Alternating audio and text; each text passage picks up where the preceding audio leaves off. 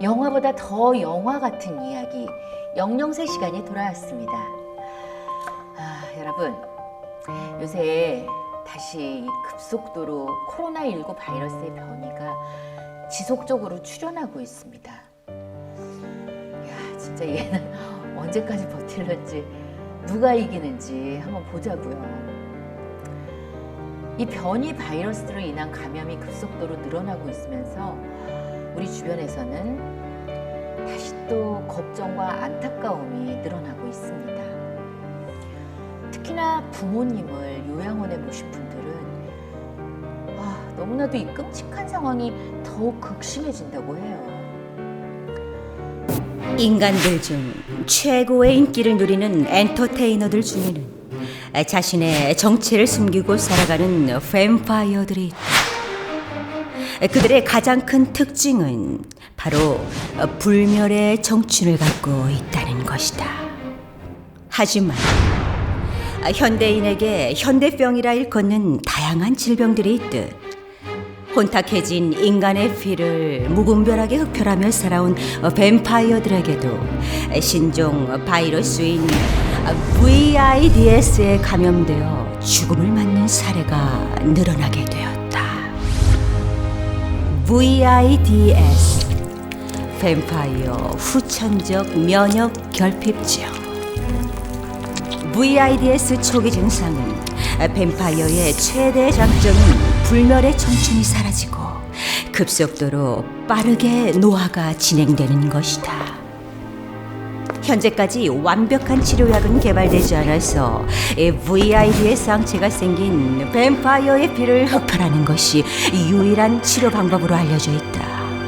때문에 VIDS 항체가 생긴 뱀파이어들에 대한 사냥이 시작이 되었고, 그 위험을 감지한 뱀파이어들은 도망자의 신분으로 자신의 존재를 숨기며 살아가고 있다.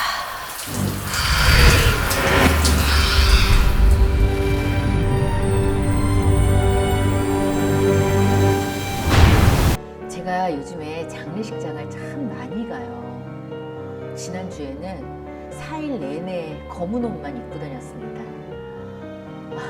그리고 이틀 있다가 또 그 다음날 검은 옷을 또 입었어요. 그 정도로 장례식장을 많이 간다는 말씀을 드리고 싶었어요. 몇 달 전에는 친구 아버님이 돌아가셨는데요. 노안과 치매에 걸린 아버지를 좀 더 잘 모시기 위해서 효도하는 마음으로 요양원에 모신 지 얼마 되지 않았는데 코로나 집단 감염으로 아버님이 너무나도 안타깝게 돌아가시게 되었습니다. 그때는 격리 상태였기 때문에 아버님의 손을 직접 잡을 수도 없는 상태에서 아버지가 너무나 괴로워하는 모습으로 산소 호흡기를 떼는 것을 결정을 해야 되는 상황이었어요. 그때 제 친구가 우리 아빠 내가 돌아가시게 한 것 같다고 하면서 가슴을 치며 절규하는 모습이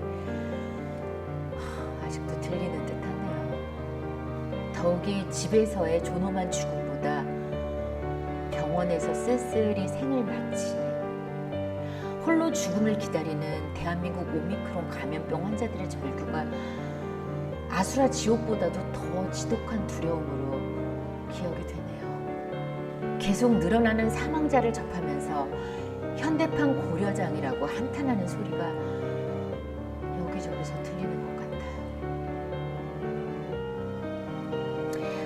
모두 다 아시겠지만 고려장은 늙은 부모를 산속 구덩이에 버려두었다가 죽은 뒤에 장례를 지냈다 라는 그런 풍습이잖아요. 그런데 오늘날에도 늙고 쇠약한 부모를 낯선 곳에 유기하는 행위를 현대판 고려장이라는 말로 쓰이기도 합니다. 특히나 요새처럼 요양원이나 실버타운 같은 데서 격리된 부모님을 직접 만나기 어려운 상황에서는 안타까움을 섞어 현대판 고려장이라고 많이들 하죠. 이 현대의 고려장이라는 안타까운 얘기를 하다 보니까 문득 일본 영화 중에 나라야마 부시코라는 작품이 떠오르네요. 실제로 있었던 일본의 끔찍한 고려장이라는 풍습을 소재로 만든 영화죠. 이 나라야마 부시코는 이마무라 쇼에이 감독이 연출을 했고 1983년 칸 영화제에서 황금 종려상을 수상을 했습니다. 이 영화는 19세기 일본의 척박한 산골에서 궁핍하게 살아가는 사람들이 생존을 위해 지키는 끔찍한 전통을 소개하고 있습니다. 영화에 나오는 그 풍습은 일본 에도 시대에 실제로 있었던 풍습이에요. 인구를 억제해서 세금을 적게 내고 한 사람이라도 먹는 입을 줄이기 위해 70세가 넘는 부모님을 산속에 내다 버리는 끔찍한 전통입니다. 제가 아주 오래전에 봤던 영화인데요. 한평생 자식을 위해 헌신했던 어머니를 아들이 풍습에 따라 지게에 이고 나라야마 산꼭대기에 올랐을 때 어머니를 차마 지게에서 내리지 못하게 합니다. 그러자 어머니는 지게에서 자신을 내리지 못하게 하는 아들을 대신해서 나를 빨리 내려달라고, 여기에 버리고 빨리 내려가라고 지게를 마구마구 흔드는 그 모습이 아직도 잊혀지질 않습니다. 먼저 저승으로 간 노인들의 유골들과 또 어머니를 뜯어먹으려고 기다리던 송곳니를 드러낸 산짐승들의 모습들, 그리고 어머니를 위해 쌓아왔던 마지막 음식을 오히려 산을 내려가는 아들에게 쥐어주는 어머니의 모습이 아직도 눈에 선합니다. 더구나 어머니 역할을 맡았던 사카모토 스미코는 죽음을 재촉하는 어머니 역할을 하면서 실제로 앞니 4개를 바위 위에 콱 부딪혀서 부러뜨리는 열연을 했습니다. 이가 너무나도 건강했던 어머니가 자식들을 위해서 입 하나를 덜어주려고 실제로 이를 부러뜨리는 장면을 봤을 때 충격이 아직도 선명합니다. 이 영화의 마지막 장면에서 산을 내려가는 아들과 또 그 아들을 바라보는 어머니의 눈길이 지금도 또렷이 기억에 남습니다. 가장 사랑했던 사람을 버리지 않기를. 사랑했던 사람들 곁에서 생의 마지막 순간을 맞는 것은 누구나 다 원하는 것이 아닐까요? 현대판 고려장 편에서는 우리 시대의 안타까운 슬픔을 담은 글을 하나 찾았습니다. 바로 늙은 아버지의 질문이라는 글인데요. 저 스스로를 한번 돌아보는 마음으로 읽어드리겠습니다.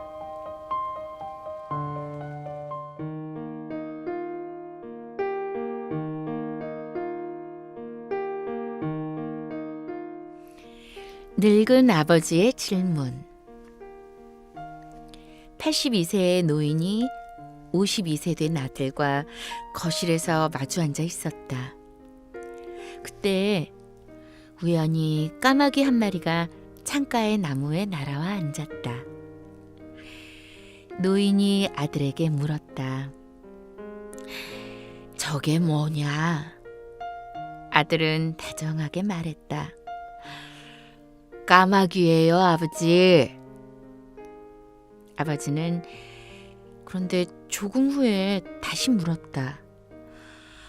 저게 뭐냐? 아들은 다시 까마귀라니까요. 노인은 조금 뒤에 또 물었다. 3번째였다. 저게 뭐냐? 아들은 짜증이 났다. 아, 글쎄, 까마귀라고요.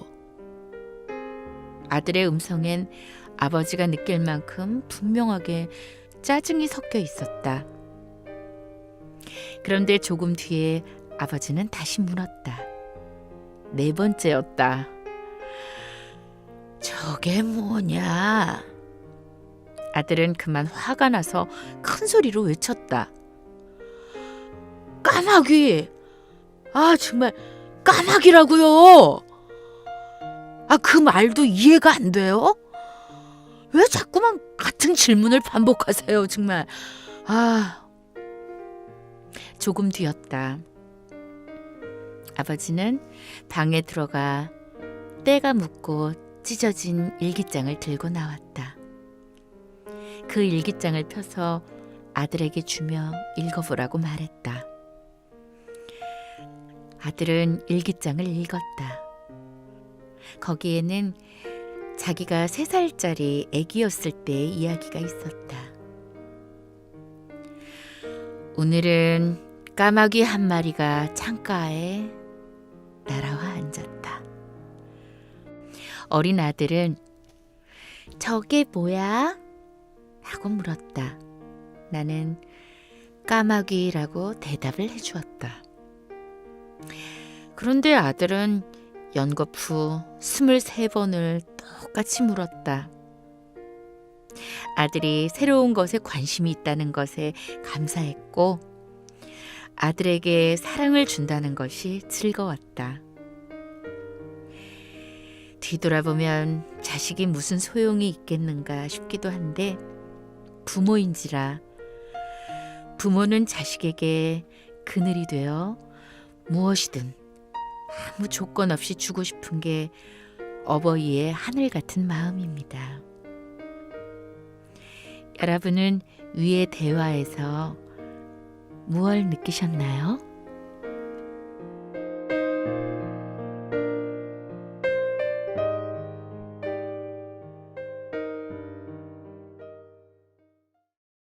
뭐야 또?